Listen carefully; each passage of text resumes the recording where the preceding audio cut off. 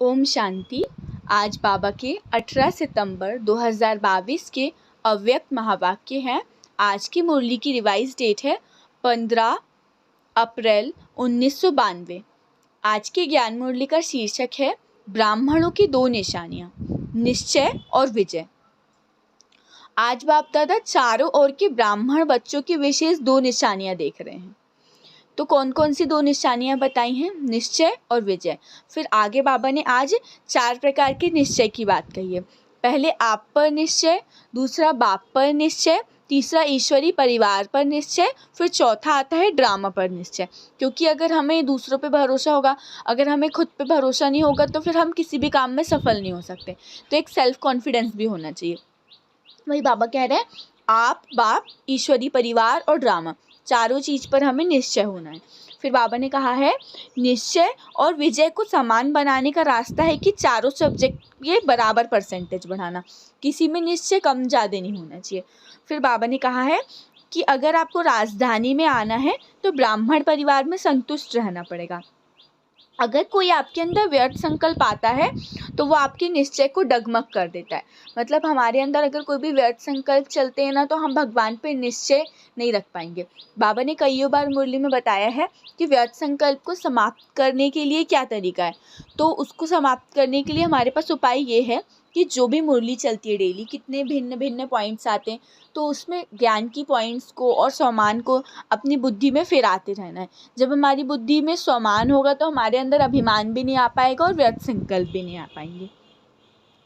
फिर बाबा कहते हैं, बच्चे सोचते हैं कि अभी बहुत समय बचा हुआ है, पर क्या अंत समय तक तुम रह पाएंगे? अभी आराम से तकिया लगा के सो रहे हैं। कहते हैं समय पर कर लेंगे, पर अचानक से विनाश हो जाएगा तो कोई कुछ नहीं कर पाएगा। अभी हम सोचते हैं ना कि अभी तो ज़्यादा वर्ष नहीं हुए हैं, अभी तो 80-85 वर्ष ही हुए हैं, अभी तो 10-12 वर्ष बचे हुए हैं। पर बाबा कहते हैं वो तो पूरी स्थापना में उतने वर्ष बचे हुए हैं, पर क्या तब तक तुम रह पाएंगे? बाबा कहते हैं कि समय को अपना शिक्षक कभी नहीं बनाना है। ये नहीं सोचना है कि समय आएगा तब कर लेंगे, क्योंकि लास्ट का समय ऐसा होगा, इतना हाहाकार मचेगा चारों तरफ कि हम योग भी नहीं कर पाएंगे, हमारा किसी चीज़ में मन नहीं लगेगा। फिर बाबा ने उसके लिए हमें ये भी बताया है कि जब लास्ट का समय होगा तो उस समय सिर्फ आपको लोगों को दान करना रहेगा। आपके अंदर इकट्ठे करने का कोई भी समय नहीं होगा आपके पास। और हमें चेक करना है कि चारों सब्जेक्ट में हम मजबूत हैं या फिर किसी बात के कारण मजबूर हैं। क्योंकि लास्ट का जो समय आएगा उसमें कुछ भी आपके पास करने के लिए टाइम नहीं होगा, सब कुछ अचानक से विनाश हो जाएगा। फिर बाबा ने कहा है कि आपको स्वदर्शन चक्रधारी बनना है, स्व को देखना है, अपने पास की नज़र ठीक करनी है। फिर यहाँ पे 2 नज़रों की बात की गई है, एक पास की नज़र, एक दूर की नज़र। फिर बाबा ने कहा है कि बच्चे यहाँ पर आए हैं तो बच्चों की पास की नज़र कमज़ोर हो गई है कई बच्चों की, और दूर की नज़र ठीक हो गई है। पास और दूर की नज़र क्यों कहा गया है? पास की नज़र कहा गया है खुद के अंदर, अपने स्वयं के अंदर के अपने कमी कमजोरियों को देखना। बच्चे जो स्वयं की कमी कमजोरियों को नहीं देख पाते, पर जो लोग दूर हैं, जो आपके सामने वाले दूसरों की कमी कमजोरियों को हम देख लेते हैं, उनका चिंतन करते रहते हैं, उनकी कमी कमजोरियों का चिंतन करते रहते हैं और स्व को चेंज नहीं कर पाते हैं। बाबा कह रहे हैं अपनी जो बड़ी सी गलती हो जाती है उसको छोटा कर लेते हैं, और दूसरे से अगर छोटी भी गलती होती है तो उसको बड़ा कर लेते हैं। ये चीज़ हमें चेक करना है, अपनी पास की नज़र को मजबूत करना है। फिर बाबा ने कहा है असत्यता को खत्म करने के लिए सत्यता के साथ सभ्यता धारण करना है। अगर सभ्यता को छोड़ सत्यता को सिद्ध करने की कोशिश करते हैं तो वह सिद्ध की जगह जिद्द कहलाता है। मतलब आजकल चारों तरफ असत्यता का, पतितपने का वातावरण है, कहीं भी सत्यता नहीं है, बहुत कम जगह सत्यता है। तो बाबा ने कहा है सत्यता को अगर सिद्ध करना है तो आपके अंदर सभ्यता भी होनी चाहिए, क्योंकि अगर सभ्यता नहीं है ना आपके अंदर, तो जो सत्य है वो सिद्ध होने की जगह जिद्द कहलाएगा। ऐसा लगेगा कि आप जिद कर रहे हैं। फिर कहा है स्वचिंतन को छोड़ दूसरों का चिंतन नहीं करना है, मतलब हमें स्वदर्शन चक्रधारी बनना है। अगर हम दूसरों का चिंतन करते रहते हैं, दूसरों की कमी कमजोरियाँ का चिंतन करते रहते हैं, तो उसको शुभचिंतक नहीं कहेंगे। फिर लास्ट में बाबा ने कहा है कि नेगेटिव को पॉजिटिव में परिवर्तन करना है, और फिर अपने में नथिंग न्यू का पाठ भी पक्का करना है। तो इन्हीं सब बातों को लेकर आज बाबा ने मुरली चलाई है। अच्छा, चारों ओर के सदा निश्चय बुद्धि श्रेष्ठ आत्माओं को, सदा निश्चय और विजय को समानता में लाने वाले तीव्र पुरुषार्थी आत्माओं को, सदा स्वमान में रह स्वपरिवर्तन और सर्व के परिवर्तन के यथार्थ कल्याण की भावना रखने वाली आत्माओं को, सदा बाप के समान बन प्यार का सबूत देने वाली आत्माओं को, सदा यथार्थ रूह रिहान कर व्यर्थ की बातों को समाप्त करने वाली आत्माओं को दिल वाला बाप दादा का याद प्यार और नमस्ते। जो अव्यक्तवाणी होती है इसमें बाबा हर एक बच्चे को नहीं नमस्ते करते, इसमें बाबा कुछ सिलेक्टेड अपने स्पेशल बच्चों को नमस्ते करते हैं। तो हमें अब चेक करना है कि बाबा ने जो याद प्यार दिया है उस लिस्ट में क्या मैं शामिल हूँ। अगर हम शामिल नहीं है तो इसमें से जितने भी पॉइंट्स हैं उसमें से कोई भी एक पॉइंट आज हम अपनी स्मृति में रख के उसको धारण करने की कोशिश करेंगे। तो हम फिर से सुनते हैं याद प्यार बाप दादा का।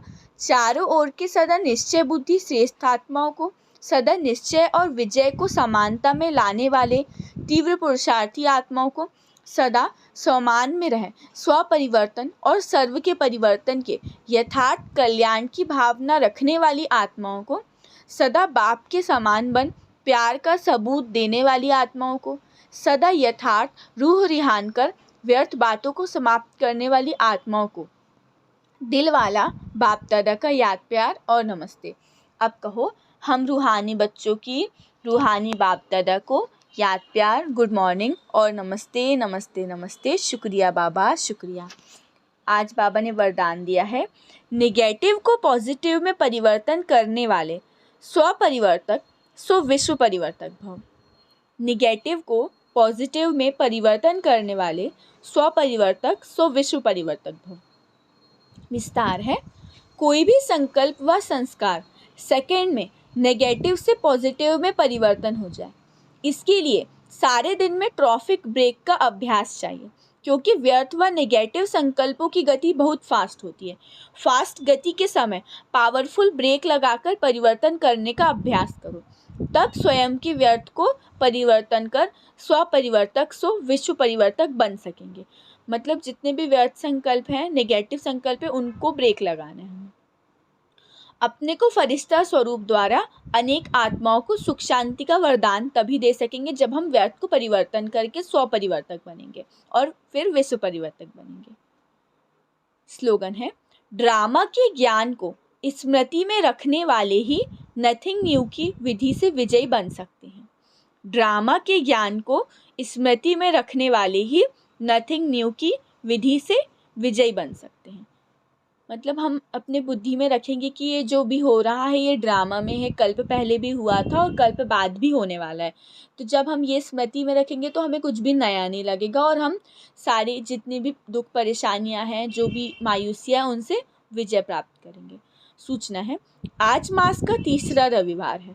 सभी राजयोगी तपस्वी भाई बहनें शाम 6:30 से 7:30 बजे तक विशेष योगाभ्यास के समय अपने लाइट माइट स्वरूप में स्थित हो भ्रकुटी के मध्य बाप दादा का आह्वान करते हुए कंबाइंड स्वरूप का अनुभव करें और चारों ओर लाइट माइट की किरणें फैलाने की सेवा करें। तो क्या करना है, हमें आज बाप दादा का आह्वान करना है और चारों ओर लाइट माइट की किरणें फैलाना है। अच्छा, ओम शांति, ओम शांति, ओम शांति।